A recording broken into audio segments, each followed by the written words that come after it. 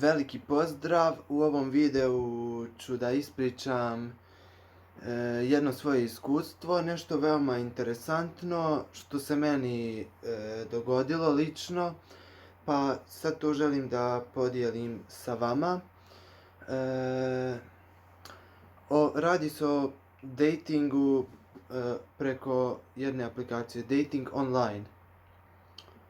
Odnosno upoznavanje ljudi preko interneta za druženje, prijateljstvo, nešto na duže staze, eventualno brak i tako to.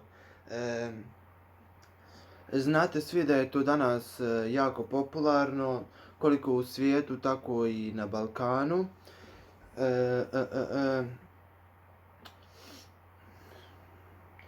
Isto tako ja poznajem veliki broj ljudi koji su na taj način upoznali svoje sadašnje partnere, partnerice, stupili u brak, u vezu, koji žive sretno zajedno. Isto tako moj kum je upoznao svoju sadašnju, mogu reći, ženu preko interneta i oni su sada u sretnom braku i zadovoljni su i vole se i već su zajedno oko godinu dana. Tako sam ja odlučio da napravim account na jednoj internet stranici, a ona se zove match.com. I tu se upoznaju ljudi. I ajde rekao da probam i ja, šta znam, možda upoznam eto nekoga.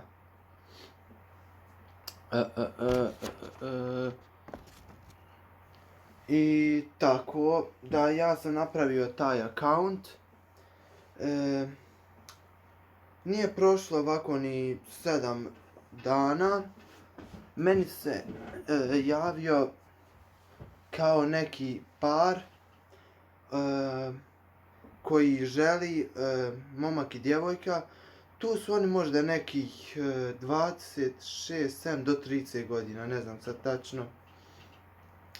Koji želi nešto u troje. I tako su oni meni napisali kao mi smo par iz tog i tog grada. Vidjeli smo kao tvoj profil i ti nama odgovaraš. Mi volimo, kako se to zove, da budu robovi nekome, kao da ja sad budem kao njihov gospodar, a oni da budu meni kao robovi, da ja govorim sve šta će oni da rade i kako će oni da rade. Ja sam odgovorio ne hvala, nisam zainteresovan za to. I tako da nisam očekivao nikakav ni odgovor, ništa. I sutra dan ja sjedim u kafiću. Sjedim u jednom kafiću sa ovim mojim društvom u Mostaru. Imali smo neke ispite, nešto i tako. I tu mi sjedimo i ja otvaram, kad meni dođe mail, ja otvaram mail. I kad obavijest da je poslao taj poruku, ja otvorim to. Kad ono, poslala ti je sliku, poslali su on meni sliku kao ta žena i čovjek. Ta žena je sva u nekim konopcima nešto vezana, ima nešto u ustima, kao ono što sam vidio da ona Anđela Veštica ima na OnlyFans profilu, a da ima nešto i kao, i on, sve ono nešto odan crvena i on s mene napisao kao da li ti se ovo sviđa, da budeš dominantan. I pored mene je sjedio ovaj moj drug, ja ovako sreća, pa nije vidio šta tu piše, nije vidio tu sliku. Ja brže samo pricnem na ono da izađem i kasnije ja odem u WC i izbrišem to i blokiram i taj profil i to sve. I nisam ulazio na to jednom šta ja znam, jedno možda mjesec dana. I posle toga stiže meni poruka od jedne žene i tako mi smo nešto malo komunicirali i tako pređemo na WhatsApp da pričamo i dogovorimo mi i datum, dogovorimo mi sastanak kad da se vidimo i sve pošto šta ja znam, hajde možda nešto i bude preko toga i tako mi dogovorimo kada se vidimo i gdje da se vidimo. Pošto tu ima dosta ljudi koji se pretvaraju da su ono što nisu, da prave lažne profile i svakakvih bolesnih ljudi ima, kažem tu. I tako je došao taj dan da se mi upoznamo i vidimo. I da bolje poznamo jedno drugo, ona mene i ja nju. I prepoznali smo se veoma lako jer smo prije toga dogovorili da uradimo selfie i pošaljemo jedno drugome kako ćemo tog dana izgledat. Što smo mi i uradili. I žena je, kad sam je vidio, bila je u nekim 30 plus godina. Mada je izgledala top, znači žena je vrh, izgledala bolje nego oni od 20 godina. Pošto vidi se, držala je do sebe, duga kosa, plava kosa. Imala je tetovažu isto ovdje na vratu. Imala je ovdje isto na ruci neku tetovažu i našminkana, sređena, baš top žena izgledala. I mi smo tu sjeli, pričali tako, razmijenili smo par rečenica, kao taj prvi dejt i to. Kao ona je meni kasnije rekla da ona ima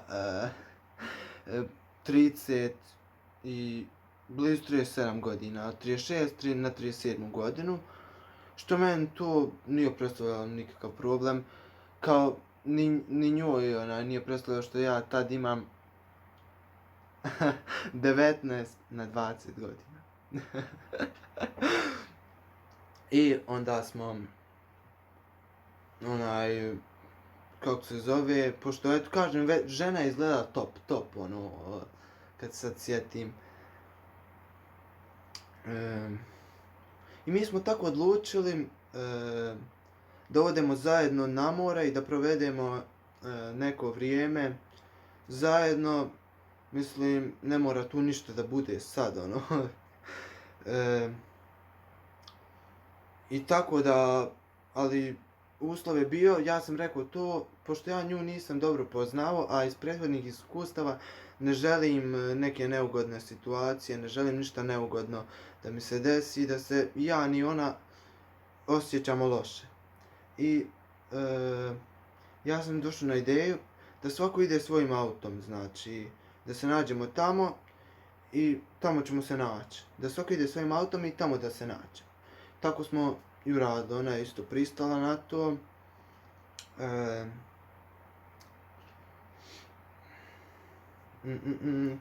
I onda tamo kad smo mi došli na to mjesto, proveli smo super vrijeme zajedno,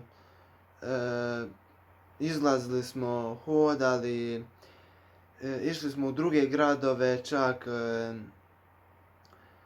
proveli smo baš lijepo vrijeme i to mi je baš jedan lijep period u životu, da mogu da kažem da sam tako upoznao nekoga random i s kim sam proveo, inače ne upoznajem ljude tako, to se desilo tako i da sam upoznao tu ženu i super nam je bilo, izlazili smo svako večer, izlazili smo u diskoteke, izlazili smo u klubove, kupali smo se zajedno, išli smo na noćno kupanje. Žena je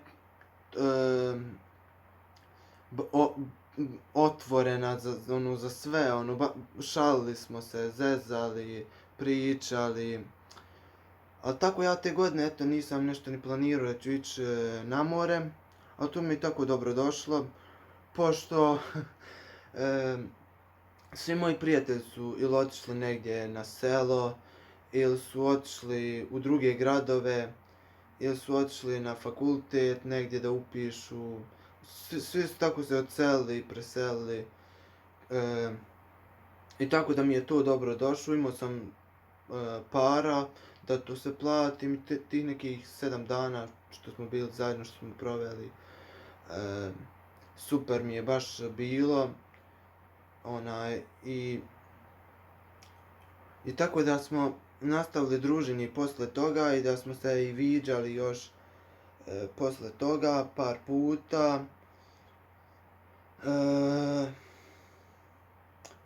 Sve dok se ja nisam odlučio da odem u Dansku zarad boljeg posla, tako da smo tu prestali se više i viđati i družit i izlazit. Ponekad se čujemo telefonom ili nekim porukama i tako da sve u svemu to je jedno jako lijepo iskustvo za mene. Ovaj video snimam da kažem samo da trebamo da budemo oprezni preko tih aplikacija, jer to je mač sa dvije oštrice, jer možemo da upoznamo jako dobre osobe koje imaju jako dobru namjeru i osobe koje imaju loše namjere i koji nas mogu koštati naše privatnosti, našeg života. Mogu nam se desiti i dobra i loša iskustva, znači. Eto, i da mi sami biramo, da mi sami odaberemo kako ćemo, koga ćemo pustiti, da imamo tu mogućnost da procijenimo ko je kakav i s kim možemo kako i da li je ta osoba dobra za nas uopšte ili nije. I tako da to je neko moje iskustvo i to sam htio da podijelim sa vama. Zapratite me na Instagramu, na YouTubeu, čitajte moj blog, ostavite neki komentar i hvala na gledanju i vidimo se u nekom drugom videu.